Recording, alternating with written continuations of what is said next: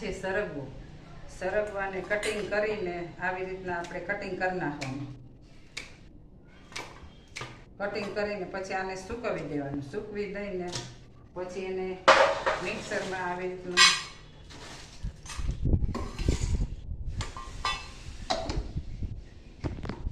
મિક્સરમાં પીસી દેવાનું.